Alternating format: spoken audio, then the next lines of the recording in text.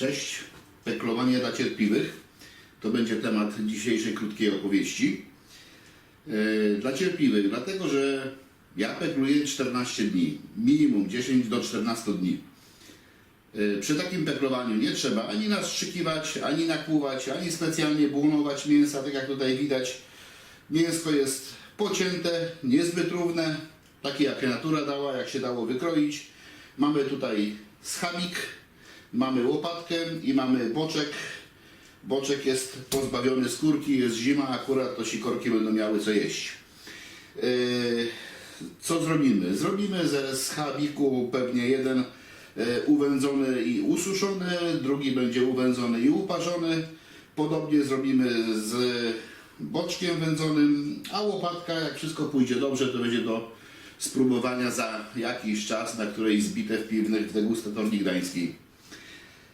No i zaczynamy. Co nam jest potrzebne? Potrzebny nam jest pojemnik, który będziemy peklować. Mogą to być oczywiście jakieś kamionki i różne inne bardziej estetyczne wymysły, ale zdecydowanie mi bardzo odpowiada taka beczułka.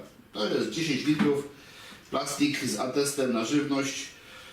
Przed każdym użyciem należy to porządnie wymyć, następnie gorącą wodą wyparzyć i jak już jest takie fajne i czyste, to bardzo łatwo się mięsko do tego wkłada, ono ładnie leży.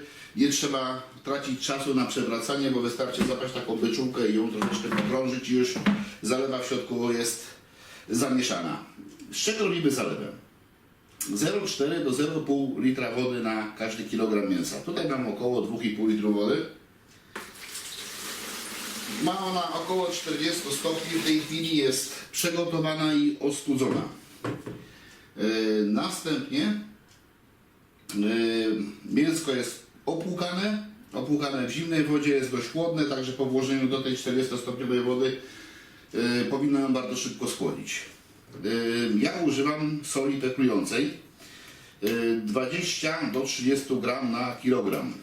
Można się bawić, znaczy dokładniej powinno być tak, 20 do 30 gram soli peklującej na kilogram mięsa na 0,5 litra wody, może być 0,4 litra wody. Można się bawić w wagę, ja używam łyżki, w zależności kto ma jaką łyżkę, u mnie to jest około 1,5 łyżki na litr wody, więc wsypię tak na moje oko, ale osoby niedoświadczone lepiej, żeby to sobie zważyły, tak? Więc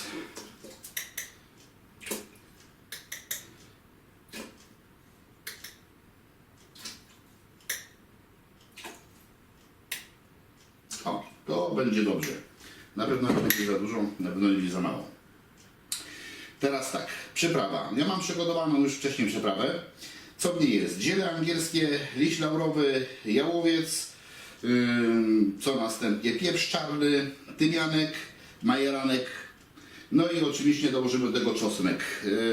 Tę przyprawę może sobie każdy stosować w dowolnych proporcjach, bo to jest kwestia gustu, kwestia smaku. Dla takich bardziej leniwych to ostatnio pojawiły się na rynku takie przyprawy pozbawione wszelkich wzmacniaczy smaku, dodatków chemicznych i tym podobne. Sekret dziadka Feliksa, receptura babci Leokadii. Możecie przetestować, czy wam będą odpowiadały. 1 łyżeczka na kilogram mięsa. No tak mniej więcej tutaj powinienem dać 5 łyżeczek.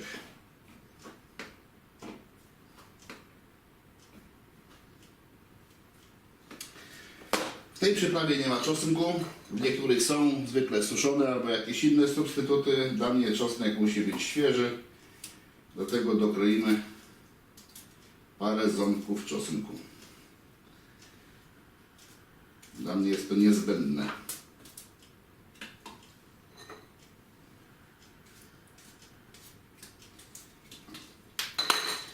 Teraz łycha, zamieszamy, co by to rozpuścić. Potrwa to chwileczkę.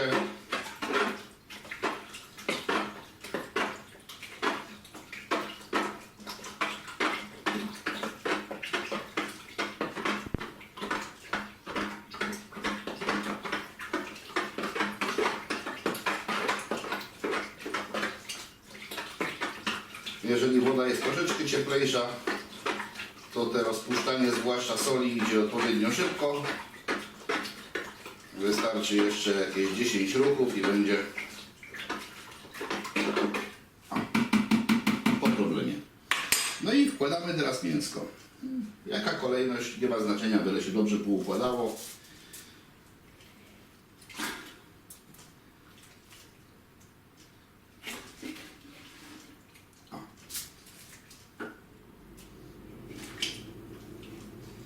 Z tą ilością wody nie zawsze się dokładnie utrafi, dlatego zawsze trzeba mieć awaryjnie przygotowaną jakąś niewielką porcję, żeby nie za bardzo rozrzedzić zalewę, którą tu przygotowujemy, ale jednak, żeby podstawowy warunek był spełniony. To mięsko musi być zatopione. Nie może wystawać ponad. O. Ja tutaj takie pół litra przygotowanej wody mam przygotowane wcześniej.